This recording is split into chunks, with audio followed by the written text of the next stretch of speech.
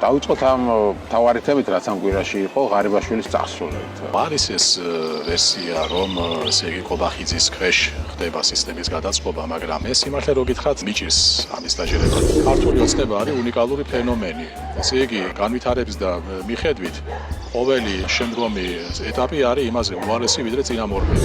ჯერ კიდევ მასთან მუშაობდით, როცა კელი გეგნანი ჩავიდა მასთან შესახვედრად შეკვეtildeში. დიახ. ამ შეხვედრის შესახებ უსაუბრია თქონდა. ქონდა ასეთი გაცვლადია. და რას ამბობდა, რა მომთხოვა კელი გეგნანი? მე რა მაინტერესებს, იცით, თქვენი რაღაც იცით ამ საუბრის შესახებ. რაიმე მიზეზი თქვენი აზრით ქონდა ივანიშვილს, ეპიქრა რომ ამერიკა მას თხოვდა ომში ჩართოს. შეგვიძლია დავარქვათ ამ სვლას, ახლა რასაც აკეთებს, საერთოდ მიყავს ქვეყანა დიქტატურისკენ სვლა ივანიშვილის მხრიდან. გება ალბათ რო თუ უკვე არ დადგა, რომ ალბათ ოპოზიცია სერიოზულად უნდა დაფიქრდეს, რომ ასეთი ოპოზიციის სახით, ამგვარი არსებობით, ასეთი შინაარსით, ასეთი კონტენტით დათურ სამსახურს ხო არ უწევს წინააღმდეგობის მოძრაობას და ევნებლიეთ ხომ არ უწყობს ხელს ქართული ოცნების პოლიტიკური ჟამის გახანძრიებას. მოგესალმებით, მე ვარ ჟურნალისტი მერაბ მეტრეველი და ეთერშია გადაცემა პოლიტქალაქი. საქართველოს ყოფილმა პრემიერ-მინისტრმა ირაკლი ღარიბაშვილმა პოლიტიკა უკვე მეორედ დატოვა. ბოლოს ის ქართული ოცნების თავმჯდომარის თანამდებობას იკავებდა, თუმცა პოლიტიკურ პროცესებში ფაქტობრივად აღარ ერეოდა. მისმა წასვლამ ბევრი კონსპირაციული თეორია გააჩინა. ზოგი ფიქრობს, რომ ირაკლი ღარიბაშვილი ივანიშვილმა სპეციალურად გაიყვანა, რომ შემდეგ ოპოზიციონერის სახით დააბრუნოს. ზოგი ფიქრობს, რომ უბრალოდ მას სანქციები შეეშინდა და თავად განერიდა პროცესებს. ასე თუ ისე ფაქტია, რომ ირაკლი ღარიბაშვილი ივანიშვილის კიდევ ერთი კადრია, რომელმაც თანამდებობა დატოვა. ბოლო ასეთი მნიშვნელოვანი კადრი იყო გიორგი ლილუაშვილი, სუსის ყოფილი უფროსი. და მის თანამდებობაზე სწორედ ირაკლი კობახიძის კადრი დაინიშნა ანრი ოხანაშვილი. ამ ყველაფერმა გააჩინა კიდევ ბევრი თეორია იმის შესახებ, რომ ივანიშვილი თავადაც დისტანცირდება პოლიტიკიდან ნელ-ნელა და ყველაფერს ირაკლი კობახიძეს აბარებს. თუმცა ბევრს ძალიან უჭირს იმის დაჯერება, რომ ივანიშვილი ასე მარტივად ჩამოშორდება პოლიტიკას. რა ხდება რეალურად, რა თამაშს თამაშობს ივანიშვილი და ზოგადად როგორ მივიდა ის დასავლეთთან დაპირისპირებამდე, რადგან აქამდე ის ყოველთვის ამტკიცებდა, რომ დასავლეთი იყო საქართველოს ერთადერთი განვითარების გზა. თავიდანვე გვატყუებდა, თუ უბრალოდ მერე შეიცვალა მისი დამოკიდებულება. რა ხდება სინამდვილეში? ამ და სხვა საკითხებზე სასაუბროდ გადავწყვიტეთ გადაცემაში მოგვეწვია ადამიანი, ვინც ივანიშვილთან სწორედ იმ პერიოდში მუშაობდა, როდესაც მისი დასავლეთთან დამოკიდებულების ტრანსფორმაცია ხდებოდა. ეს არის მისი ყოფილი ადვოკატი და დღეს ჯეო კეისის ხელმძღვანელი ვიქტორ ყიფიანი. მოგესალმებით, ვიქტორ. გამარჯობა. მადლობა გადაცემაში მონაწილეობისთვის და დავიწყოთ ამ თავარი თემით, რაც ამ კვირაში იყო ღარიბაშვილის წასვლით პოლიტიკიდან მეორეჯერ წასვლა. ხო, მეორეჯერ დაბრუნდა, მეორეჯერ წავიდა და ეს ყველაფერი ხა თან კონტექსტშიც ჯდება, იმიტომ რომ ეს დღეები სულ ისეთი ხალხი წავიდა მთავრობიდან, ვინც ითვლებოდა, რომ უშუალოდ ბიზნეს კადრები იყო. ხო, ლილუაშვილი წავიდა, აგერ ხა მინისტრი ინფრასტრუქტურის, რომელიც ასევე ქართულ ბანკის კადრი იყო. და რაღაცა თითქოს ღარიბაშვილი ბოლო ის იყო.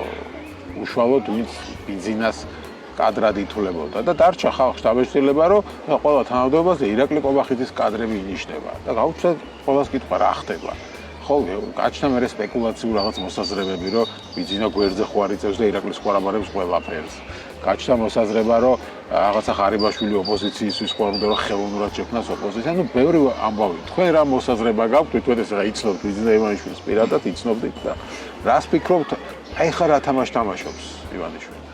საერთოდ რომ თქვა ვიცნობ ბიზნა ივანიშვილს ძალიან გადაჭარბებული განცხადება იქნება, ამიტომ ანდახან მერიმება ხოლმე. რა თქმა უნდა, ახლა ის წლები თავისი კაპიტალის მატარებელი იყო და მე ალბათ შედარებით უფრო რაღაც გარკვეული საკითხების უკეთ ახმა შემიძლია შედარებით ოღონდ.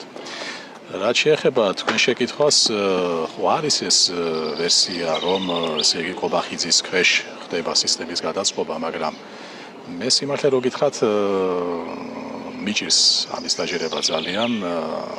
მიჭირს იმიტომ, რომ ბოლო წლები ეს მართვის ეს მანკიერი სისტემა იმდენად არის აგებული, არ ამგონია, რომ ბატონი ივანიშვილის სურვილი იყოს, რომ ჩამოშორდეს, ჩამოცილდეს ან განზე გადგეს აბსოლუტურად. თუმცა, რაც შეეხება ცალკეულ კანდიდატურებს, ეხლა ღარიბაშვილთან დაკავშირებით არ მინდა მან პირად წენაში აღიქვას, მაგრამ ის წავიდოდა თუ არ წავიდოდა, ამას არსებითი მნიშვნელობა ალბათ არ ჰქონდა. ეს არ არის ის წასვლა, რომელიც შეიძლება ვსლად დააკომენტირო და რამე შედეგებზე ისაუბრო. ხო, მაგრამ კიდევ ერთი ისევე როგორც ბოდიში და ღარიბაშვილი და ოპოზიცია, ეს ესეთი ოქსიმორონი და შეუთავსებლობა არის, რომ ახლა ყიმილის მომხრელია, სხვა შორის გასცა კიდევაც პასუხი პრესკონფერენციის დროს, რომელიც ძალიან საინტერესო იყო, იმიტომ რომ იქ სხეულის ენა ძალიან მეტყველებდა.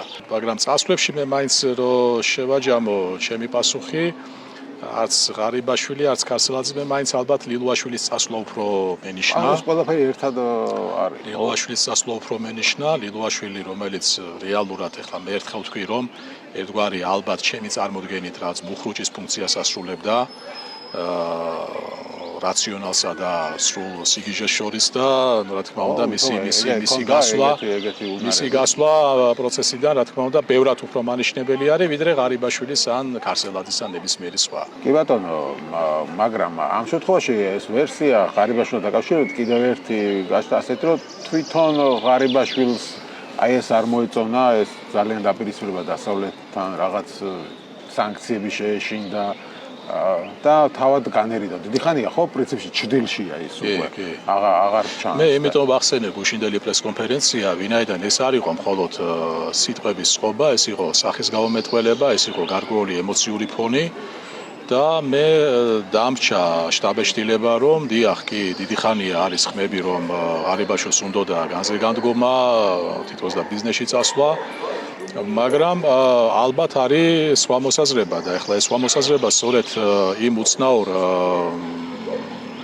მოვლენას უკავშირდება, რომ ერთხელ ვთქვი კიდევაც თქვენი ტელევიზიის ეთერში, რომ ქართული ოცნება არის უნიკალური ფენომენი.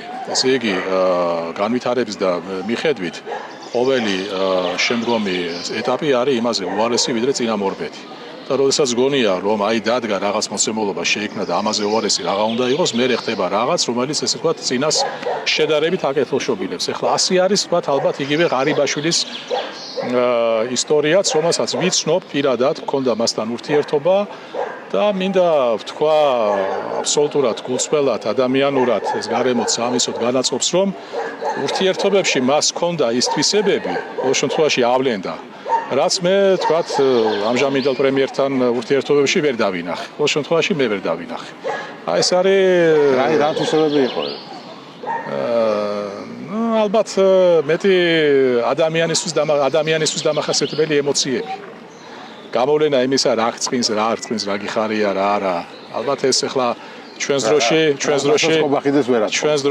დროში ესეც ერთგვარ აქტივად იქცა და კობახიძესთან მქონდა ურთიერთობები, ერთხელ კითხეს კიდევაც, როგორი არის შენი შტაბეშტილებაო, მაგრამ ჩემ პასუხს მემუარებისთვის შემოვინახავ და იმიტომ რომ პასუხი იყო ისეთი, როგორიც მის ფსიქოტიპას შეეფერება. ხო, კი ბატონო, ესმის ეს მემუარების ამბავი გასაგებია, მაგრამ დღეს ამ მდგომარეობაში, ანუ ქვეყანას ახლა როცა ვხედავ, თქვენ აღნიშნეთ, რომ აი სულ უფრო უარესობისკენ მიდის. როცა აი თქვენ მასთან მუშაობდით. აი ეს გაუარესების პროცესი მაშინ დაიწყო და რამეს უკავშირებთ, ანუ რა მოხდა ამასთან. თუ ახლა ამასთან დაკავშირებით ბევრი ვერსია, ბევრი ფიქრობს, რომ თავიდანვე ასეთი იყო და თამაშობდა და თქვენ ვერ ამჩნევდით. ბევრი ამბობს, რომ თავიდანვე რუსული პროექტი იყო საერთოდ ივანიშვილი და ეხლა უბრალოდ გამოაჩინა, თორე ჩვენ მანამდეც ვიცოდით უკვე 2011-ში და ასე შემდეგ და აი თქვენ რომელ ვერსიას ემხრობთ, თქვენ პირადი შტაბეშტილებიდან გამომდინარე. ანუ რა მოხდა რეალურად ასე მართლა კარდინალურად რატო შეიცვალა ის? თუ შეიძლება არ შეიცვალა. მე დარწმუნებით ვერ გეტყვით და არა იმიტომ, რომ გავურბივარ პასუხს. ყოველთვის მithქვამს, რომ ასეთი განცხადებებისთვის უნდა იქონიო ბევრად უფრო დამაჯერებელი მასალა და ბაზა. შეიძლება ნაწილობრივ ჩემი პროფესიული დაავადების შედეგიც არის, მაგრამ ჩემი აზრით ასე უფრო სჯობს, რომ ამგვარი ბრალდებები იყოს უფრო მეტად გაჯერებული შესაბამისი მტკიცებულებებით. მაგრამ მე მithქვამს ერთი რამ და გამიმეორებია, რომ ყველას აქვს სამყაროს თავისებური აღქმა. ეს აღქმა არ გამოიხატება იმაში, არ უკავშირდება გინდა თუ არა ვინმეს დაკრულზე, გარეპოლიტიკური ძალების დაკრულზე ცეკვას. მithქვამს ისიც, რომ ჩვენი ურთიერთობები ძალიან ინტენსიური, ძალიან ახლო ყოველ შემთხვევაში ამ გადმოსახედიდან ახლა შეიძლება ბევრი რამე კითხვის ნიშნის ქვეშ დააყენო, მაგრამ იძლეოდა იმის საშუალებას, რომ გარკვეულწილად მე მისი ეს ვთქვათ ემოციური ფონი უკეთ აღმიქვა. გავიმეორებ იმას, რომ ეს ურთიერთობები იყო ძალიან საინტერესო, რთული ამავე დროს და რა თქმა უნდა, ჩემგან პირადად მოითხოვდა ძალიან დიდ ემოციურ ძალისხმევას ამავე დროს. იმიტომ რომ ეს არ იყო უბრალოდ ფირმის კლიენტი. ეს იყო ადამიანი, ინდივიდი, რომელზეც არა მარტო საქმის ინტერესები იყო დაკავშირებული, არამედ ბევრი რამ, რაც გარშემო ხდებოდა და ეხლა ესე გუშინდელ განცხადებას ჩვენ რომ დამუბრუნდეთ ღარიბაშვილის, რომელიც ჩემი აზრით ბევრი რბილად რო ვთქვათ ხარვეზი იყო, მაგრამ ეს ხარვეზი შეიძლება ჩვენ ქართული პოლიტიკური აზრის დიდ ნაკს თუ ნაკლოვანებას მივაწეროთ. გუშინ საუბრობდა იმ მომენტში არც მეტი და არც ნაკლები მართველი პარტიის თავმჯდომარე. იმის გათვალისწინებით, რომ ჩვენ ვართ საპარლამენტო რესპუბლიკა მმართველობის ფორმით და შესაბამისად მმართველი პარტიის თავმჯდომარეს მის განცხადებებში არანაკლები პასუხისმგებლობა ენიჭება ვიდრე პრემიეს თუ ნებისმიერ სხვას, მაგრამ ამდენჯერმე გაიმეორა ძალიან პოლიტიკური კულტურისთვის დამაკნინებელი შეფასება, რომ ბატონი ბიძინა ივანიშვილი არის ქვეყნის გარანტი. ეს არის ჩემი აზრით სტაბილურობის გარანტი. ეს ჩემი აზრით არის ქართული პოლიტიკური ცხოვრების პროცესის მისი ინსტიტუციური დაკნინების ძალიან ისეთი ნათელი მაგალითი, როდესაც ერთ ადამიანს თან საუბარი არის ქვეყანაზე, რომელიც არის მეტად რთულ რეგიონში, საუბარი არის ქვეყანაზე, რომელსაც არაერთი გამოწვევა, არაერთი რისკი, არაერთი საფრთხე ემუქრება, ქვეყანა, რომელიც ჯერჯერობით ატარებს ევროკავშირის კანდიდატი ქვეყნის სტატუსს და ამ დროს თურმე არც მეტი და არც ნაკლები არა ეს, არამედ ერთ-ერთი არის გასხივოსნებული სტაბილურობის გარანტია. ეს ყველაფერი რა თქმა უნდა ძალიან ტრაგიკომიკური სურათი არის და ჩვენ გაგვეღიმებოდა რომ საუბრობდეთ სხვა ქვეყანაზე, მაგრამ რა თქმა უნდა გვეტირება ვინაიდან საუბარი არის საკუთარ ქვეყანაზე. საინტერესოა რომ საუბრობთ ამ ივანიშვილის ფსიქოტიპზე, თვითონ მას ასეთი შეფასებები მოსწონდა. გახსოვთ ქონიათ ასე, ანუ როცა მას ასე ეს ხო პირველ შემთხვევაში როცა ღარიბაშვილი მას მადლობებს უხდის და არა მარტო ღარიბაშვილი ყველა და რაღაც ქვეყნის სტაბილურობის გარანტად სახავენ და თვითონაც ასე ფიქრობ. გეტყვით რომ ეს ინტენსიური ხუთწლიანი ურთიერთობა და ეს იყო დღეში ხანდახან არაერთი კონტაქტი სხვადასხვა ხასიათის უკავშირდებოდა არა მარტო იმ ცნობილი საქმის მიმდინარეობას, არამედ მე მithქვამს კიდევაც ჩვენ ადამიანები ვართ და საუბარი ეხებოდა სხვა თემებს. რა თქმა უნდა მე ხლა სხვა თემებზე საუბარს იშვიათად წამოვიწყებდი, არ ყოფილიყო მისი მხრიდან ინიციატივა, თუმცა შემდეგ უკვე ეს ურთიერთობები შევიდა ისეთ სიღრმეში და ისეთი შინაარსი შეიძინა, რომ მე ძალიან ღია ვიყავი და სხვა შორის ეხლა თუ ოდნავ ფარდა ავხადოთ მაშინდელ ურთიერთობებს ეს არ იყო კლასიკური ტიპიური ურთიერთობა კლიენტისა და იურიდიული მრჩევლის. ეს იყო ურთიერთობები, რომლებიც ყოველთვის გაჯერებული იყო ღრმა ურთიერთპატივისცემით, რა თქმა უნდა, პატივისცემა ძალიან გულწრფელი იყო ჩემი მხრიდან და ასევე მისი მხრიდან. ასე მაგალითად, ეხლა რატო თქვი ფარდის გამოწევა მეთქი. ხშირად თქვათ ზარამდე ან ასე შემდეგ ის ამბობდა ვიქტორ, შენ გაქვს თუ არა დრო, რომ შეგაწუხო და შემოგეხმიანო. ეს რა თქმა უნდა, ძალიან ისე ტაქტზე და კულტურაზე მეტყველებს ურთიერთობების და მე აბსოლუტურად არაფერს არ ვამეტებ, ან მეტი. როდესაც რაღაც თხოვნა იყო და საქმეს უკავშირდებოდა, ხანდახან თითქოს და მობოდიშებით იყო დრო თუ გაგდა საშუალება, რაც და წუხდებოდი, რა თქმა უნდა, იმიტომ რომ უნებოდი რა, რომ ეს საქმე არის ჩემთვის ახლა და ჩვენთვის როგორც გუნდისთვის ნომერი პირველი პრიორიტეტი და აქ შეწუხება და უდროობა რა მოსატანი არის. ესეთი იყო ეს ურთიერთობები. ეს ყველაფერი მათ შორის, რა თქმა უნდა, ნიშნავს იმას, რომ ჩვენ თავშიც, შუაშიც და ბოლოშიც ჩვენი თანამშრომლობისას საუბრობდით მრავალ ურთიერთსაკითხზე, როგორც ქვეყნის საშინაო, ასევე საგარეო, იმიტომ რომ ეს იყო დეტალებს არ გთხოვთ, მაგრამ პოლიტიკურ პროცესებთან დაკავშირებით თქვენი ახმა როგორი, თავიდან როგორ აღიქვამ და მე რა შეიცვალა მის ახმაში, იგივე დასავლეთთან დაკავშირებით, ამერიკასთან დაკავშირებით, ან ეს თქვენ პერიოდში ხდებოდა ტრანსფორმაცია. მე დეტალებში არ შევალ. ამას გავაკეთებ სულიად შეგნებულად. ვინაიდან არის გარკვეული თემები, რომლებშიც მე თვითონ ბოლომდე არ ვარ დარწმუნებული. არის გარკვეული თემები, რომელთა გამოტანა უბრალოდ ჩემი მხრიდან იქნება უპასუხისმგებლობა. არის გარკვეული თემები, რომელშიც ჩახედვამაც, რა თქმა უნდა, მე უფრო უკეთესი, თქვათ, საზომი და კომპასი შემძინა დღევანდელ დროში.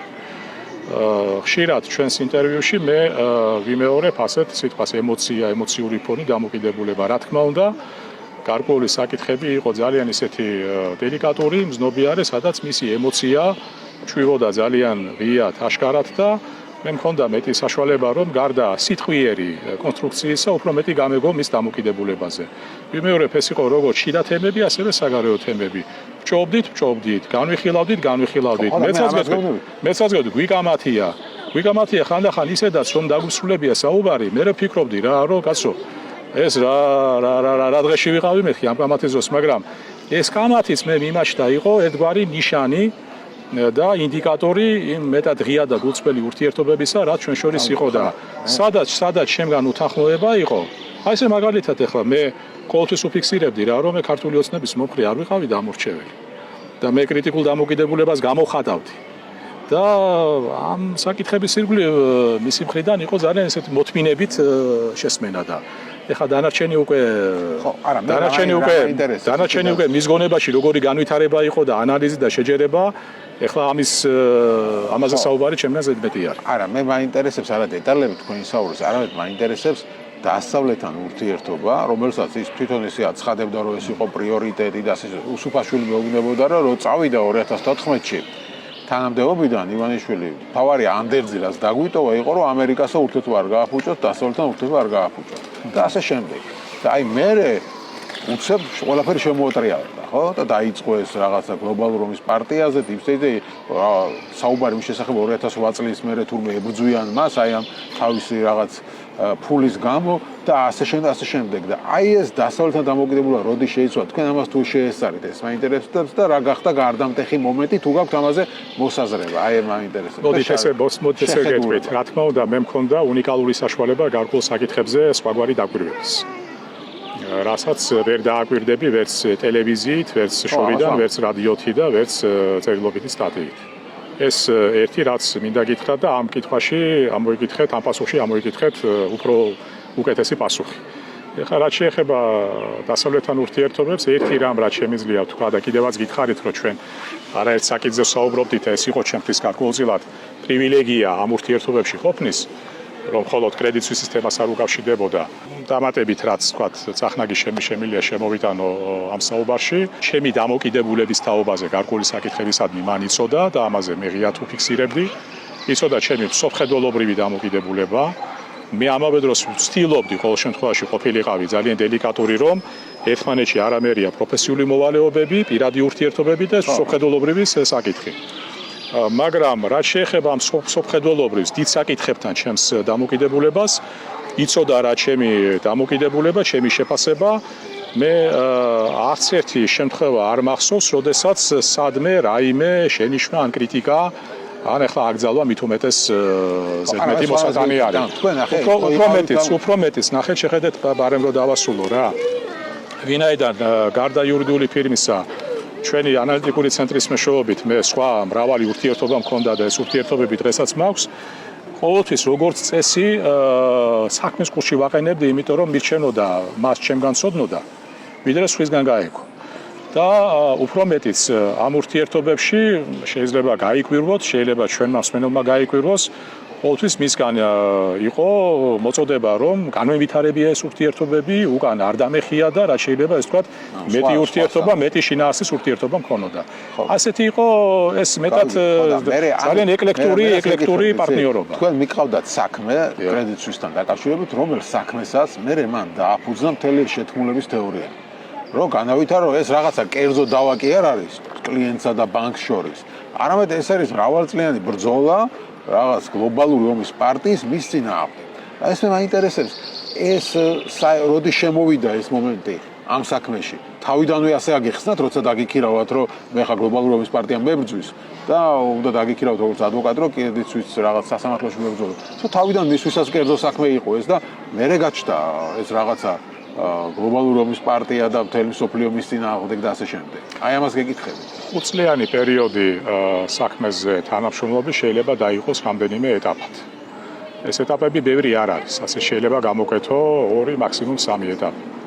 რა თქმა უნდა, უკრაინაში ომის დაწყებამ თავისი გავლენა იქონია ზოგადად ქვეყნის შიგნით არაერთ საკითხზე და მით უმეტეს მათ შორის ამ დავაზეც, ვინაიდან ეს დავა უკავშირდებოდა ისეთ ადამიანს, ისეთ პიროვნებას, რომელიც ისევ ღარიბაშვილის ფრაზეოლოგიას თუ გამოვიყენებთ, წარმოადგენს ამ ქვეყნის სტაბილურობის გარანტს. ამდენად, რა თქმა უნდა, თემაში შემოვიდა აბსოლუტურად სხვა ფერები. კიდევ ერთხელ რო გავიმეორო, ერთხელ ნათქვამი, ბოლო პერიოდი იურიდიულ გუნდს შორის ჩვენი მხრიდან და არა მარტო ჩვენი მხრიდან, იქ ბრიტანელებიც მონაწილეობდნენ, იურიდიული მრჩევლები ყოველთვის იყო ერთგვარი, ეს ვთქვათ, განხილვა და საკმაოდ ისეთი უკომპრომისო განხილვაც შეფასებებზე, კონსტრუქციებზე და ასე შემდეგ. ამდენად თქვენ არ ეთანხმებოდით, რომ ეს რაღაც ესეთი რაღაც ამდენად მე რო დავასრულო ჩემი პასუხი თქვენ შეკითხვაზე, არ ვიცი, შეიძლება მაყურებელმა იცის, რომ ჩვენ რეგულარულად გამოვცემდით პრეს-რელიზებს. პრეს-რელიზის wording-ი, რა თქმა უნდა, ყოველთვის თანხმდებოდა მარწმუნებელთან და სხვანაირად ვერც იქნებოდა, მაგრამ ეს შეთანხმების პროცესი არ იყო მარტივი. იმიტომ რომ იყო გარკვეული საკითხები, რომლებიც ჩვენგან მოითხოვდა სამართლის ფარგლებში დარჩენას. მაშინ, როდესაც ეს ემოციური დამოკიდებულება მისი მხრიდან სულ სხვა მოლოდინს განაპირობებდა. პრაქტიკულად ერთადერთი კომპრომისი, რაზედაც შეიძლება კომპრომისად და ესეც ახსნადი არის, თქვენ გემახსოვრებათ, შემოვიდა ჩემი და ჩვენი ხელდასმით ასეთი სიტყვა ფაქტობრივი სანქციები. მე კიდევაც განმარტე, მაშინ რას უკავშირდებოდა ეტიმოლოგიურად ასეთი სიტყვათა წყობა, იმდენიდან ის ბლოკირება ანგარიშებისა ვერანაირი მწყობრ სამართლებრივ ახსნას ვერ ექვემდებარებოდა. ამიტომ ეხლა ეს შეიძლება ჩვენ ლიტერატურას მივაკუთვნოთ, შეიძლება ვთქვათ პოეზიას თუ პროზას, მაგრამ ჩემი აზრით ეს შეფასება არც თუ სწორო იყო, მაგრამ ის თუ როგორ აიტაცეს მერე ფაქტობრივი სანქციების კონსტრუქცია სხვადასხვა პოლიტიკურმა ძალებმა, როგორ დააშენეს მათ და თქვენ ნახეთ მერე ნახავდით რომ აქტიურად ამ პროცესში შემოვიდა სუმცირე ორი პოლიტიკური ძალა, ხალხის ძალა და ქართული ოცნება და როგორი კომენტარები კეთდებოდა მათი მხრიდან, რა თქმა უნდა, ესეც ჩვენ იურიდიულ გუნდს გარკვეულ დისკომფორტს გვიქმნიდა, იმიტომ რომ ამ საკითხში, ასეთ საქმეში ძალიან დელიკატური ზღვარი არის სამართალსა და ემოციას შორის და როცა შემოდის ემოცია, მას შეიძლება სამართლებრივი ინტერესები დააზიანოს, მაგრამ ერთი რამე, რაშიდაც მე შემიძლია დაგეთანხმოთ, რომ მე არ ვიცი ხა რა თქმა უნდა ამას ვერ გეტყვით დამაჯერებლად ეს მისი მითითებით იყო თუ არა, მაგრამ მართველმა ძალამ და მისმა სატელიტმა ძალამ რო დაიწყო ამ თემით სპეკულირება და ამის манипуლირება და ეს თემა გამოყენებული იქნა შიდა პროცესისათვის, რომელიც ასევე დაუკავშირდა გარეთ თემატიკას, ეს რა თქმა უნდა ეხლა ამ ხრებას 2-4 არის და განსაკუთრებულ აღმოჩენას ვერ მოვახდე. ანუ თქვენ არ ეთანხმებოდით მას საბოლოო ჯამში, რომ ეს იყო რაღაც დიდი ბრძოლის შემადგენელი ნაწილი ეს საქმე, თუ დღემდე ფიქრობთ, რომ ეს იყო კერძო დავა ჩვეულებრივი და ივანიშვილმა მე უბრალოდ ეს გამოიყენა რაღაც დასავლეთის წინააღმდეგ. მოდით მე ასე გეტყვით, ეხლა ვინც მიცნობს მე, იცნობს ჩემს საუბრის მანერას, ნაწეს, ნააზრევს, ალბათ ამ კითხვაზე პასუხს ჩემი მხრიდან რიტორიკულად ჩათვლის. რატო? მე ხო იცით ამაზე რეალური პასუხი და გაქვთ თქვენი ზოგადად არა თუ დავასთან მიმართებაში. არამედ იმ პროცესებთან დაკავშირებით, რომლის მოწმენი დღეს ჩვენ ვართ, კატეგორიული წინააღმდეგი ვარ კონსპიროლოგიის. და მიმაჩნია, რომ კონსპიროლოგიის მთავარი წყარო არის უვიცობა და უწიგნურობა, ესეც არაერთხელ ერთხელში მithქვამს. ამიტომ რახანა ამ სფეროში ვიწუნებ კონსპიროლოგიას, როგორ შეიძლება იმ სფეროში მომეწონა, რომელშიც ჩემს მხრებზე და ჩვენი გუნდის მხრებზე ძალიან დიდი ტვირთი იყო პასუხისმგებლობის. ეხლა მე სიმართლე რო გითხრათ, ეხლა დროთა განმავლობაში ხანდახან ფიქრობ, კარგია ამაზე საუბარი რო წარმოებს. რა გააკეთა მაშინ იურიდიულმა ოფისმა, რომ ის შედეგები დადებულიყო თუ ცუდია. ერთი მხრივ შეიძლება კარგია, როცა ამაზე არ საუბრობენ, იმიტომ რომ ამაზე საუბარს მერე მოყვება ეს შეფასებები კაცი და ტროაც ცხენი და ასე შემდეგ. მეორე მხრივ შეიძლება, რა ვიცი, ხანდახან შეიძლება პროფესიულადაც კი არ წინდეს, არამედ სამართლიანობა მოითხოვდეს აღნიშვნას, იმიტომ რომ ერთი რამ, რაც კიდევ ერთი აუცილებელი მე რამდენჯერ განმარტება, მე არ ვიყავი პირადი მრჩეველი, მე წარმოვადგენდი იმ ფირმას, რომელსაც კონტრაქტი ჰქონდა ამ თემაზე და ისე ჩვენ დაკონტრაქტებული ვიყავით ბრიტანული იურიდიული ოფისის მიერ. მე ბოლო პერიოდში შეიცვალა კონტრაქტი და უკვე ჩვენ ვაკონტრაქტებდით მათ. ამდენად ჩემთან ერთად მუშაობდა მეტად საინტერესო გუნდი, უბრალოდ ისე მოხდა, რომ ამ საქმეზე იურიდიულ ნაწილში ძირითადი კოორდინატორი თუ სპიკერი თუ სახის შემქმნელი აღმოჩნდი მე და აქედან წამოვიდა ეს შეფასება რომ ვიყავი პირადი ადვოკატი და მე მასთან დაკავშირებული სხვადასხვა ინსინუაციები და კონსპიროლოგიური თეორიები, რასაც ბოლო და ბოლო ვერ მოიღო. პრემიერ-მინისტრადაც კი გნიშნავდა. ვერ მოიღო. გნიშნავდა ზოგიერთი. მაგრამ მე ახლა მაინტერესებს თქვენ ამას თუ ეუბნებოდით მას რომ ეს არ იყო ასე განსახილველი რომ რაღაც თელესოფლიო თქვენ გეუძვით. გითქვამთ ამის შესახებ ის კიდევ ერთხელ გავიმეორებ, რომ მქონდა უნიკალური თავისუფლება, ჩემი აზრი გამომეხატა სრულად ყოველგვარი ნარჩენისა და დათმის გარეშე. ზუსტად რა, სად, როგორ და რანაირად ეხლა ამაზე საუბარი ალბათ უინტერესო იქნება, მაგრამ ყოველთვის ჩემი მოწოდება და ჩვენი მოწოდება იყო რა, რომ ეს დავა არის კომერციული ხასიათის დავა და შეძლებდა და შესაბამისად და შედეგად ამისა ჩვენ უნდა დავრჩეთ სამართლის ფარგლებში, რომ ამ დავის ბედი ძირითადად წყდება სასამართლოს ხტომათა დარბაზებში და ასეც მოხდა რეალურად. ესე იგი, ერთი დიდი მიმდინარეობა იყო, რომელიც დავას უკავშირდებოდა და მეორე მიმდინარეობა, რომელიც მისი ანგარიშების ბლოკირებას უკავშირდებოდა, სადაც შემოვიდა ეს შეფასება ფაქტობრივი სანქციების. რომ არა, ესე იგი, აი სამართლის ფარგლებში შეძლების დაგვარად მაქსიმალურად დარჩენა, ჩემი აზრით, ჩვენი შედეგს ვერ მივიღებდით, რაც მივიღეთ და ჩვენ რომ არ დავჩენილიყავით უკვე სხვა მიდგომები, ეს კონსპიროლოგიური თეორიები არ ამგონია რომ საქმეს წარდგებოდა და იმ შედეგს დადებდა. ჩათვალა პირიქით ეს რომ რადგან თქვენ გაგიწყვიტათ კონტრაქტი, როდის რა გახდა მიზეზი თქვენ შორის ეს პოლიტიკური შეხედულების სხვაობა გახდა ის რომ დაგემშვიდობა. ამ კონტრაქტის გაწყვეტაზე მოვისმინე არაერთი შეფასება და ყოველ ასეთ შეფასებასთან დაკავშირებით მერაბ ჩემი პასუხი არის ერთი და ერთგვაროვანი. ყველა ეს შეფასება არის მესამე პირთა მხრიდან. ხო და თქვენი შეფასება აი ვანვითარებ პასუხს მესამე პირთა მხრიდან. შესაბამისად მესამე პირთა მხრიდან შეფასებებზე ჩემი მხრიდან შეფასებას, კომენტარს და პასუხს ვთვლი უადგილოდ. ერთადერთი შემთხვევა როცა მე არ შევიზღუდები ჩემი მხრიდან არც შეფასებაში, არც პასუხში და არც ეს თქვა თემის გაშლაში, ეს იქნება ის შემთხვევა, როდესაც ყოფილი კლიენტი ჩვენი ფირმის პირადად თვითონ შეაფასებს ამ ვითარებას და შეაფასებს ამ ჩვენს ურთიერთობას. ეს არის ერთადერთი საგამონაკლისო შემთხვევა, როდესაც მე ჩემ თავს მივცემ ამის უფლებას. არ გინდათ ლაპარაკი იმაზე რა გახდა რა შეეხება მე მეჩვენება მაგალითად, აი მე ჩემს ასწავლებს. აი მე პასუხს დავასრულებ და თქვენ ცნობის მოყარეობას დავაკმაყოფილებ, მაგრამ რა შეეხება მესამე პირთა მხრიდან ამ შეფასებებს და ასეთი მესამე პირების რაოდენობა რიცხვი დიდი არ არის, ახლა აქ ერთი ხელის თითებზე შეგვიძლია ჩამოთვალოთ. ის რომ რაღაც პერიოდი მე ესე ვთქვათ აღმოვჩდი გარკვეულ უმცირესობაში, ამას მე ვგრძნობდი, მაგრამ ამისათვის მე მნიშვნელობა არ მიმინიჭებია, იმიტომ რომ მე და ჩვენ ვიყავით საქმის მსვლელობაზე კონცენტრირებული. ეხლა როცა რეტროსპექტივაში მე ვიხსენებ ცალკეულ ფრაზებს მესამე პირთა მხრიდან ან შეფასებებს ან ასე შემდეგ, რა თქმა უნდა დინამიკაში ეს იკვეთება როგორც ერთი სურათი, მწყობლის სურათი კონკრეტული ადამიანის მიმართ, მათი გაგებით რა თქმა უნდა, ეჭვის თუ ეჭვიანობისა და რაღაც ეს თქვა განვითარების არ დაშვებისა თუ ვერ დაშვების, მაგრამ იმ მომენტში ვიმეორებ, ეს ჩემთვის აქტუალური არ იყო და ეხლაც ანუ რა გითხრათ, მიზეზი რა დაგისახელოთ? საქმე კარგად ვიყავდათ, ხო, სასამართლოში კარგად მიდიოდა. და რა გითხრათ, რატო ასრულებ ურთიერთობას? ესე იგი, რაც შეეხება მიზეზებს, მე და კომენტარებს მისი მხრიდან, რაც აღმოჩნდა აბსოლუტურად მოულოდნელი, ჩემთვის, აბსოლუტურად მოულოდნელი, პირველი რეაქცია, პირველი საუბარი, როდესაც შედგა ჩვენ შორის და ვისმენდი ამ შეფასებებს და ამ კომენტარებს, ყველაზე ხშირად რა სიტყვასაც ვიმეორებდი, იყო ვარ გაუგნებული. ვარ გაუგნებული. ეს შემიძლია აი ამ პასუხით შემიძლია შემოვიფარგლო დანარჩენი დაუტოვოთ მომავალს. ანუ დაგაბრალათ რაღაც, ხო, ამაზე საუბარი. საუბარი იყო საქმის წარმოების მეთოდიკაზე, ხარისხზე.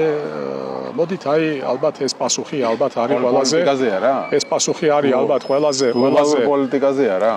ვერა, ეს პასუხი ალბათ შეიძლება იყოს ყველაზე ისეთ განზოგადებულ პასუხად მივიჩნიოთ და გაუგნება სწორედ იმაში მდგომარეობს, რომ მთელი წინა პერიოდის განმავლობაში თუ ამ 3 დღეს გამოვაკლებთ, მარტის 3 თვის 3 დღეს, ყველა დღე გამოირჩევოდა ჩვენი თანამშრომლობის გამოირჩევოდა მეტად კორექტული, მეტად ისეთი კეთილგანწყობით დამოკიდებულებაში მისი მხრიდან და ყოველთვის შეფასებები მისი მხრიდან ჩვენი მუშაობის იყო ძალიან მაღალი. ეხლა მე მახსოვს ცალკეული გამოხატულება, ცალკეული სიტყვები, მაგრამ მერიდება უბრალოდ ეხლა ამაზე საუბარი, იმიტომ რომ ეს იყო ძალიან მაღალი დონის შეფასება. ძალიან მაღალი დონის შეფასება და აი ამ შეფასების ფონზე, როდესაც შენ ამას ისმენ მთელი 5 წლის განმავლობაში და მე უცებ, შეიძლება ეს 180 გრადუსით შემოტრიალდეს, რა თქმა უნდა, ეს არა მარტო პროფესიულად საწყენი არის, არამედ ადამიანურადაც საწყენი არის, რომ არ თქვა, რომ ცოტათი შეურაცხყოფელიც არის, მაგრამ თუ რაც არის ეგ არის. მე მაგაზე ერთხელ ვთქვი ცნობილი ფრაზა, რომ კლიენტი, ნათქვამია, კლიენტი ყოველთვის მართალი არის, თუმცა იქვე დათქმა გავაკეთო, რომ არის ალბათ ისეთი შემთხვევები, როცა კლიენტი შეიძლება მართალი არ იყოს. ხო, მესმის, მაგრამ ხო არ გახდა ამის მიზეზი ის, რომ მაგალითად თქვენმა ორგანიზაციამ, თქვენო ჯეოკეისი გაქვთ არასამთავრობო ორგანიზაცია, იმ პერიოდში რაღაც გრანტი აიღო ამერიკის საელჩოდან და ამერიკის საელჩოზე ქონდა მას განსაკუთრებით იყო აცრელი კელი დეგნაზე გვახსოვს და ფაქტობრივად პერსონა ნონ გრატა ყავდა გამოცხადებული და აი აქედან გამომდინარე ხო არ გავუშვით მას ეჭვი რომ თქვენი სტრეფთან გაქვთ რაღაც ურთიერთობა აი ასეთი ტიპაჟი რამდენად არის ივანიშვილი არა მგონია ამ გრანტთან დაკავშირებით ბარემ ჩვენ რო გავშალოთ ესე იგი გრანტის მიმდევარი იყო ჩვენი პარტნიორი ორგანიზაცია GSAC-ი ჩვენ იყავით კონტრაქტორი ჩვენგან 3 ადამიანი მუშაობდა ამ გრანტის ათვისებაზე. ეხლა ვეგეთყვით, რომ ყოველი მათგანის თვიური განაკვეთი იყო $350. ეს აქ თვითონ ურთიერთობა გახდა, შეიძლება მისთვის ეჭვის საფუძველი ამას ვამბობ. მე გრანტთან დაკავშირებით არგუმენტის უსუსურობა მინდა წარმოვაჩინო ამით და პროექტი დასრულდა 7-8 თვეში. ანუ კიდევ ერთხელ ვამბობ, თვითონ გრანტი არ განაპირობებდა ვინმეს აღქმაში რაიმე ეჭვების ივანიშვილი ხო აღმოჩნდა ეს თავრობა როგორ უყურებს გრანტს. გრანტს იღებს, ის არის იმის აგენტი ესე იგი. და ასე უყურებს. და გრანტის მიღმა, აი თქვენ თუ გაიხსენებთ ჩვენი საუბრის სხვა მონაკვეთებს, ჩემი ჩართულობა და ჩემი მონაწილეობა დასავლეთთან ურთიერთობებში სხვა მხრივ იმდენად ღრმა და შინაარსიანი იყო და მასშტაბური, რომ გრანტის თემა ამას ვერ გადაწონი და ვერანაირად და გითხარით კიდევაც რა, რომ ყველა ასეთი ურთიერთობის შესახებ, პრაქტიკულად ეხლა ეგ ძირითად ასპექტებზე მე ხა დეტალებში აღარ შევდივარ, როგორც წესი მე მის ინფორმირებას ვახდენდი. ამიტომ გრანტის საკითხს არ შეეძლო გადაეცემა. ანუ ამერიკის თემაზეც საელჩოსთან თანამშრომლობაც იცოდა. რა თქმა უნდა, პირიქით მიესალმებოდა. ეხლა მე როცა ვთქვი მესამე პირები, მე არ მინდა იგივე სტანდარტით მიუდგე ამ თემას, როგორც ისინი უდგებიან. მე ვიცი მათი მხრიდან ცალკეული შეფასებები ბჭყალებში, ცალკეული გამონათქვამები, ცალკეული ეს ვთქვათ მღელვარება თუ ნერვიულობა, არ ვიცი რის და გამო, მაგრამ ეს მოდით ამას ჩემთვის დავიტოვებ, იმიტომ რომ კიდევ ერთხელ როდესაც ვიწუნებ მათ მიდგომას, არ მინდა მე თვითონ მათ დავემსგავსო. არა, მე საქმე ასე დეტალურად იმიტომ დავინტერესდა, მიმაჩნია რომ საინტერესო არის მაყურებლისთვის, იმიტომ რომ ეს ადამიანი მართავს დღეს ქვეყანას. და მისი ფსიქოტიპაჟი თუ როგორ იღებს გადაწყვეტილებას და მით უმეტეს ამ საქმეს დააფუძდა მან, მერე მთელი კონსპიროლოგია და გამოგვიცხადა რომ აი ეს საქმე არის მთავარი მტკიცებულობა იმის რომ რაღა მთელი მსოფლიო ებრძვის მას, უნდა მისთვის რაღაც ჩათრევა ომში და ასე ამას დაეფუძნა მერე ეს ყველაფერი. და ამიტომ ვცდილობ რომ ეს გავარკვიო რა იყო აქ ყველაფერი საფუძველი. ჩვენ მე მგონი ახლა იგივე წრეზე რო არ წავიდეთ, მე გითხარით ჩემი დამოკიდებულება კონსპიროლოგიის მიმართ, მე გითხარით ჩემი დამოკიდებულება მაგ საქმის მიმართ, ისევე როგორც მე გიპასუხეთ ღიათ რომ ჩვენს შორის ურთიერთობა არა მარტო საქმეს ეხებოდა, არამედ არაერთ სხვა საკითხს. ხო და ამიტომ მე ამას რატო გეკითხებით, იცი რომ თქვენ ხა მარტო ვისი ყოფილი ადვოკატი არ ხართ, დღეს ფაქტობრივად პოლიტიკური კომენტატორიც ხართ, ხო, პოლიტიკურ თემებზე აკეთებთ განცხადების ანალიტიკოსი პოლიტიკის და თქვენ ვერსიებს გამოთქვამთ. აქედან გამომდინარე მაინტერესებს ამ ურთიერთობიდან გამომდინარე რამე ვერსია თუ გაქვთ განსაკუთრებული რა მოხდა სინამდვილეში ჩვენი ქვეყნის თავს. მე მაქვს ჩემი ახსნა, დიახ. მოდი მოვისმინოთ ეს. ახსნა იმისა თუ რა შეიძლება დავაბრალოთ, რა შეიძლება მივაწეროთ, რა შეიძლება ახსნათ ის რაც ქვეყნის შიგნით ხდება. იმ დათქმით რომ არანაირი საფუძველი არ მაქვს ვამტკიცო რომ ვიღაცის ინტერესებში მოქმედებს გულისხმობ რუსეთის ფედერაციას ამ შემთხვევაში. ეს არ გჯერათ რომ ივანიშვილი რუსეთის დავალებით მოქმედებს. იცით, ამას ასეთი განცხადების გაკეთებას დიდი ჭკუა არ უნდა. ამას უბრალოდ უნდა უპასუხისმგებლობა და არასერიოზული მიდგომა. მე ასეთ კატეგორიას, ესე ვთქვათ, ჭვარტალა განცხადებების გასაკეთებლად თავს ვერ მივაკუთვნებ რა, ყვირალა განცხადების გასაკეთებლად. ეხლა რაც შეეხება სხვა ახსნას, მე ასე ვხსნი, როდესაც საუბარი მაქვს უცხოელ დიპლომატებთან და არა მარტო. საერთაშორისო პოლიტიკაში არის ასეთი ტერმინი ქორწინება ინტერესთა მიხედვით. ეხლა ეს პირდაპირ გაგებით რომ არ აღვიქვათ, საერთაშორისო ურთიერთობებში ეს ნიშნავს ინტერესების დამთხვევას კონკრეტულ მომენტში, კონკრეტული კონიუნქტურის გამო. ეს დამთხვევა რაში გამოიხატება? ჩემი ახსნა, ჩემი მიდგომა ასეთი არის, რომ მაშინ როცა რუსული გეოპოლიტიკა განიხილავს მის სამეზობლოს, მათ შორის სამხედრო პრიზმაში და რუსული გეოპოლიტიკური აზრისათვის ერთ-ერთი ქვაკუთხედი დოქტრინალური არის სტრატეგიული სივრცე, სტრატეგიული სიღრმე. ის მიიჩნევს, რომ მის უშუალო საზღვრებთან უნდა იყოს იმგვარი სტრატეგიული სიღრმე, ან სივრცე, სადაც მისთვის გასაგები თამაშის წესები იქნება, მისთვის მისაღები ატმოსფერო და კონიუნქტურა იარსებებს. ეს ყველაფერთან ერთად ნიშნავს, რომ იმ გარე პერიმეტრზე დასავლური წარმომადგენლობა, დასავლური ინსტიტუტები, დასავლური გავლენები უნდა იყოს რაც შეიძლება მინიმალური. აი შეგახსენებთ კიდევაც უკრაინაში ომის დაწყებამდე 2021-ში პუტინმა პრაქტიკულად დასავლეთს ულტიმატუმი წარუდგინა, რომ ნატო უნდა დაბრუნებულიყო 97 წლის საზღვრებზე. ეხლა თანხმდარა რატო თქვი მე და თანხმდარა ეს თქვა რაც კომფორტის და მიხედვით რა რომ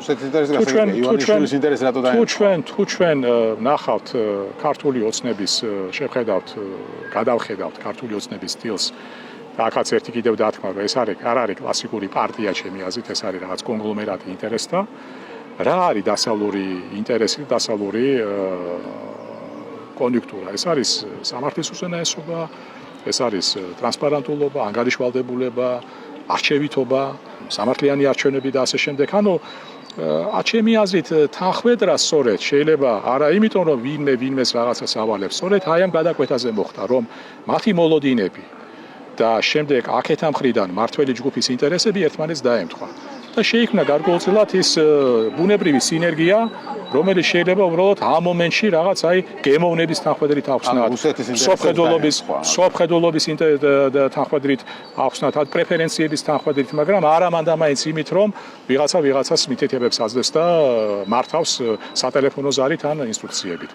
აი ამას ჩვენ რომ ამის მტკიცებას ჩვენ რო შევუდგეთ, უკვე დაგალეთ თქვენს და მსმენელებს, რომ ჩვენ გვჭირდება გაცილებით უფრო სერიოზული მტკიცებულებითი წარუმატებლობა. ანუ აქ თქვენ ამბობთ, რომ ივანიშვილს რადგან თხოვდნენ დემოკრატიას დასავლეთიდან, მას მან ჩათვალა, რომ დასავლეთთან ასეთი ურთიერთობა აღარ იყო მისთვის სასარგებლო. მართლ ჯგუფს რაღაც მომენტში მობეზრდა დასავლეთობანაში თამაში, დასავლეთობანას თამაში, ვინაიდან ეს უკვე უქმნიდა მას კონკრეტულ დისკომფორტს. ეხლა ჩვენ იგივე კანდიდატის სტატუსს მოყოლებული ჯერ 12 პირობა რო გავიხსენოთ და შემდეგ 9 პირობა. ამ 9 პირობის რეალიზება ნიშნავდა იმას, რომ პოლიტიკური სივრცე უნდა გაჯანსაღებულიყო. და ჯანსაღი პოლიტიკური სივრცე შესაბამისად უქმნის იმ პრობლემებს მართლობით. შვილი და ეს მართველი გუნდი ასე კი არ უყურებს, ამას უყურებს, რომ ეს ყველაფერი არის საბაბი, მიზეზი და სინამდვილეში იქ რაღაც კონკრეტული რაღაც ამბების გამო მოიძულა დასავლეთთან ივანიშვილი ან რაღაც უნდა საქვეყნის ჩართვა ომში ან სხვა რაღაც მიზეზებს ასახელებენ. არ ვიცი, მე მაინც ამას ავხსნიდი ძალაუფლების და გავლენების შენარჩუნების სურვილით.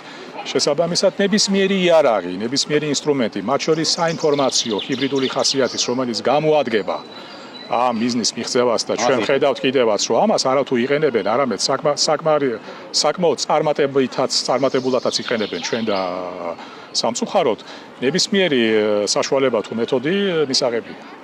ხო, მაგრამ თქვენ ჯერ კიდევ მასთან მუშაობდით, როცა კელი დეგნანი ჩავიდა მასთან შესახვედრად შეკვეთილში. დიახ. აი ამ შეხვედრას დააფუძნა ივანიშვილმა ბევრი რამ, რო გააკეთა განცხადება, რომ აი შეხვდა და იქ რა მოხდა, მე ამას ვიტყვით და ასე შემდეგ. ამ შეხვედრის შესახებ უსაუბრია თქვენთან. ქონდა ასე რაღაცა დიახ. და რას ამბობდა, რა მომთხოვა კელი დეგნანმა? გამოხატა თავისი დამოკიდებულება დიახ, საკითხესად. და რაზე იყო საუბარი? იცით, არის კიდევ ერთხელ ვამბობ, გარკვეული დელიკატური საკითხები, რომლებიც მიუხედავად იმისა, რომ კონტრაქტი დასრულებული არის, მაინც არის ადამიანური ვალდებულებაც პირველ რიგში. თავი რო დავანებოთ პროფესიულ ეთიკას და ვიცი გამაღიზიანებელი არის, ვიცი აი ხო ესეთ ირონიან არის ღიმილს იწვევს თქვენში და ამას მეგობრულად ვამბობ, მაგრამ მეც საშუალება მომეცით, აი მოდით ესეთ გეტყვით რა, მეც საშუალება მომეცით, რომ საკუთარ თავს მეტი პატივი ვცე და არ დავემსგავსო და არ დავიწყო მოქმედება თამაშის იმ წესებით, რომლითაც თამაშობენ და გააგრძელებენ თამაშს და რომელსაც მე პირადად ასევე წინამდეგე. მაგრამ მე რა მაინტერესებს იცი, თქვენი რაღაც იცით ამ საუბრის შესახებ. რაიმე მიზეზი თქვენი აზრით ქონდა ივანიშვილს, რომ ეფიქრა, რომ ამერიკა მას თხოვდა ომში ჩართვას. შემიძლია იგივე პასუხი გავიმეორო. ხარ გთხოვთ რა გითხრათ პირადად ან არ გითხრათ. ანუ თქვენ რა შეიძლება დაგჭა. გამოხატა. არსებობდა მართლა რაიმე ნაბიჯი გადადგა კელდეგნანა ისეთი, რომელიც მას მისცემდა საბამს მიზეზს, რომ ეფიქრა, რომ ამერიკა ვითხრევდა ომში. მან მიამბო ამ შეხვედრის შესახებ, ვერ გეტყვით დარწმუნებით რამდენად ვრცლად და დეტალურად, მაგრამ მიამბო იმაზე მეტი, ვიდრე ცნობილ წერილში იყო. ხო, მაგრამ თქვენ რა შეიძლება მიამბო. რაც შეეხება სამართლიანია ეს ბრალდება რაც შეეხება მეორე ფრონტს, ომის დაწყებას და ასე შემდეგ, ამ საქმის მიმდინარეობისას, რა თქმა უნდა, იყო სხვადასხვა ხასიათის კომუნიკაციები, სადაც ჩვენი უცხოელი კოლეგები არ გამოხატავდნენ გულწრფელ დაკვირვებას, რომ გაეგოთ უფრო მეტი. საიდან მოდიოდა ეს შიში, საიდან მოდიოდა ესეთი შეფასება, ვინ, როგორ და რა გარემოებში თვითონაც უკვირდათ და ხშირად ის მთხოვდნენ და გვთხოვდნენ მეტ ინფორმაციას, რომ უკეთ შაძიებულიყვნენ თავიანთ ესე ვთქვათ სამზარეულოში თუ რამ განაპირობა ქართული ოცნებისა და კონკრეტული ჯგუფის მხარეს ესეთი შეფასება და დამოკიდებული. თქვენ გააქვთ ახსნა ამაზე? შეიძლება კელიდეგნანის ვიზიტი ამის მიზეზი გამხდარიყო. მე ხომ გითხარით რაღაც ფრაგმენტში ჩვენი ინტერვიუსი, რომ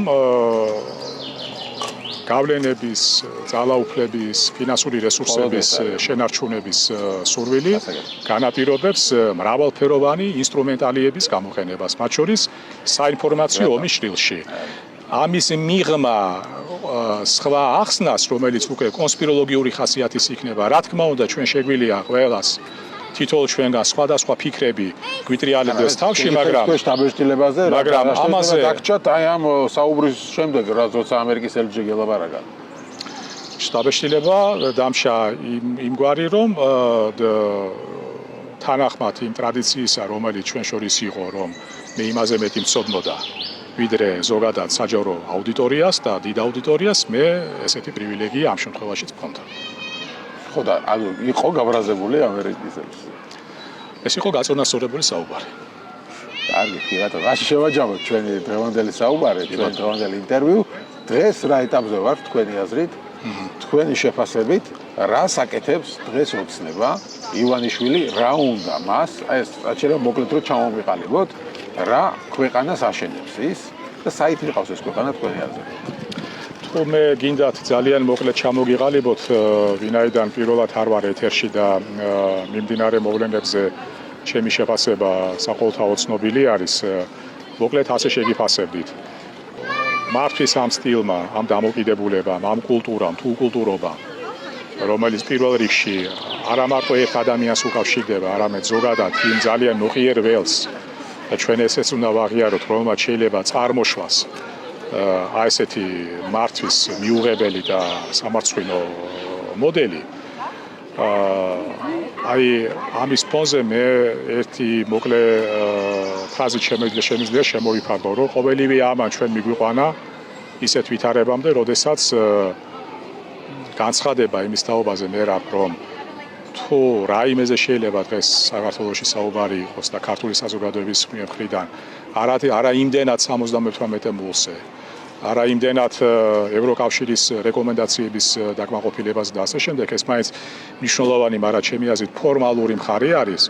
ეს არის პირველ რიგში ეროვნულ გამანთავისუფლებელი მოძრაობის წარმატებით ბოლომდე მიყვანა. ეხლა შეიძლება ჩამეთვალოს ძალიან პათეტიკურ განცხადებაში. დღეს არის ქვეყანაში შექმნილი ისეთი ვითარება, რომ მართვის ამ სტილმა, აი ამ ჩიხმა, რომელშიც ჩვენ აღმოჩნდით, რეალური საფრთხით დაემუქრა ქართულ სახელმწიფოებრივ იდენტობას, აი მიუხედავად იმისა, რომ ჩვენ გვესმის მეორე მხრიდან შეფასებები, რომ თითქოს და ისინი იცავენ სახელმწიფოებრივ იდენტობას, რეალურად მათი ნამოქმედ არის პირდაპირ თუ ირიბი შედეგი არის ის სავალალო ვითარება, რომელშიც ჩვენ ვართ. ჩემი აზრით, ქვეყანა, რომელიც ასე არის, ესე ვთქვათ, დაჩაგრული რეპუტაციული იმიჯის კუთხით, სადაც უსაფრთხოების ინსტიტუტები, ეკონომიკური თვითკმარობის, სახელმწიფოებრივი თავმოყარეობის, სხვას რო თავი დავანებოთ, ამგვარად მოშლილი არის და გავერანებული არის. აი ეს ვითარება, მით უმეტეს ჩვენ მეზობლებთან დაკავშირებით, ჩვენ სამეზობლოსთან დაკავშირებით, ცალკეულ განცხადებებთან დაკავშირებით, რაც ჩვენ ხშირად გვესმის ჩვენი მისამართითა და უბრალოდ ახლა ამის ჩაშლის საშუალება და დრო ჩვენ არა გვაქვს. მე პირადად სხვა გულწრფელი შეფასების საშუალებას არ მაძლევს. დიახაც რომ დღეს ალბათ ასე შეგვიძლია ჩვენ ეს საპირწონე გავსაზრდოთ, რომ რეალურად საუბარი არის სახელმწიფო შენარჩუნებაზე, სახელმწიფოს გადარჩენაზე და ამ სახელმწიფოს გადარჩენის შემდეგ უკვე დანარჩენი ნაბიჯების დაკმაყოფილებაზე, როგორიც არის უსაფრთხოების თემა თუ ეკონომიკა თუ ასე შემდეგ. შეგვიძლია დავარქვათ ამ სვლას ახლა რასაც აკეთებს. საერთოდ მიყავს ქვეყანა დიქტატურისკენ სვლა ივანიშვილის მხრიდან. ესე იგი თეორიაში არის სხვადასხვა საფეხურები ავტორიტარიზმის, ტოტალიტარიზმის, დიქტატურის იმედია ჩვენ მაგ ეტაპზე არ აღმოჩნდებით, მაგეთ მიდის თუ მაგრამ კლასიკური გაგებით თუ ჩვენ ვისაუბრებთ რა არის ავტორიტარიზმი, კლასიკური გაგებით, დღეს ჩვენ პრაქტიკულად იქ ვართ. და მე რა რომ დღეს ჯერჯერობით ქვეყანაში არ წარმოებს მასობრივი დაჭერები, მე რა რომ დღეს ჯერჯერობით მუშაობს ესა თუ ის მედია საშუალება, მე რა რომ დღეს ჯერჯერობით ფორმალურად არსებობენ პოლიტიკური პარტიები, მაგრამ გზა, რომელიც იკაფება დღეს და ის ნიშნები, რომლებსაც ჩვენ თვალხილულად ვხედავთ ზედაპირზე, სხვა დასმის საშუალებას არ იძლევა. კი ბატონო, და ბოლოს თქვა თუ ეროვნული განმათავისუფლებელი მოძრაობა გჭირდებოდა. ხედავთ აი ამ ძალას დღეს. თუ ვერ ხედავთ? აქეთ ხა მეორე მხარეზე რო ვისაუბროთ. თუ ჩვენ საუბრობთ ძალაზე, როგორც სტრუქტურირებულ ერთეულზე, რა თქმა უნდა, ამ ხრივ სურათი მეტად სავალალო არის. მაგრამ თუ ჩვენ საუბრობთ ამ ძალის წყაროზე, რომელიც ჩვენს განწყობაში, ჩვენს დამოკიდებულებაში, ჩვენს ამ ემოციურ მუხტში გამოიხატება, რა თქმა უნდა, ის სახეზი არის უბრალოდ ამას სწორად მართებული და დროული გამოყენება უნდა. იმიტომ რომ როცა ვსაუბრობ დროული, აქვე ჩვენ უნდა გავითვალისწინოთ რა, რომ მე როცა ვახსენე სახელმწიფოს დაბრუნება და განორმალურება, სოფლიო პროცესები ჩვენ არ გველოდება. ამიტომ ჩვენ რომ შევასწროთ იმ ატარებელს, რომელიც ჯერჯერობით ამ ცივილიზაციის ბოლო ვაგონად არის ჩაბმული, ჩვენ რა თქმა უნდა ვიჩქაროთ. სხვაგვარად რა თქმა უნდა დროი ძალიან გაჭიმვა და ძალიან ის ვთქვათ ისე აი ზანტად მიდგომა საკითხებისადმი ჩვენ საზიანოთ იქნება. ხო და აი ეს სიტუაცია რამდენად შეიძლება ახლა იყოს გამოყენებული მეორე მხარის მიერ, ან გულისხმობ ოპოზიციას, გულისხმობ ხალხის ქუჩაშია, სათანადოდ შეფასებული და მე სათანადოდ რეაგირება რამდენად ხდება ამ ყველაფერზე. ჩემი აზრით შეფასება ხდება სათანადოდ, უბრალოდ რამდენიმე ელემენტი მოკლეზე რომ ვახსენოთ. განსხვავებით იგი 2003 წლიდან, როდესაც ხელისუფლების კონცეფტი, მისი სტრუქტურა აბსოლუტურად სხვა ხასიათის იყო, დღეს ხელისუფლება შეიცვალა, ტრანსფორმირდა, ის უფრო ამორფული გახდა, უფრო მიმოფრქვევადი გახდა სხვადასხვა ხილული თუ უხილავი, ასე ვთქვათ, საცეცების სახით.